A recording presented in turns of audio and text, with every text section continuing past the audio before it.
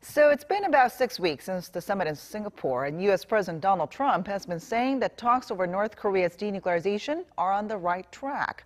But it seems that might not be the case anymore. Reports say that Trump is growing impatient over the pace of North Korea talks, and doubts are growing about Pyongyang's sincerity to follow through on its promise. Our Lee Ji-won has more. U.S. President Donald Trump has privately fumed at his aides over the lack of tangible progress being made on North Korea's denuclearization. This is according to the Washington Post on Sunday that cited half a dozen White House and State Department aides.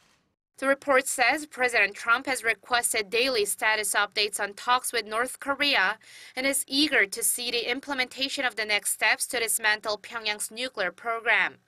This comes, the Washington Post said, as North Korean officials canceled follow-up meetings with U.S. representatives at Panmunjom 2 weeks ago, allegedly demanded more money, and failed to maintain even basic communications.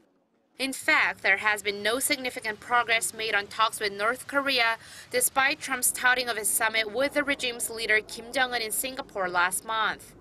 President Trump has repeatedly and publicly said his aides had good talks with North Korea and that Pyongyang promised to abandon its nuclear weapons. And although the North destroyed its Punggye nuclear test site in June and promised to return the remains of American troops killed in the Korean War in the next few weeks, the Washington Post says the missile engine testing facility that Trump said would be destroyed remains intact, and sources say Pyongyang is working to conceal key aspects of its nuclear program. Amid the lack of immediate progress, hardliners on North Korea have started to question North Korea's sincerity.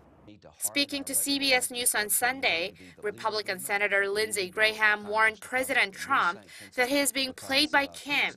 He said North Korea is playing the same game it did with former U.S. presidents, and that President Trump has to make sure North Korea and its closest ally China, which has started to pull back according to Graham, need to know that Trump is different from previous U.S. presidents.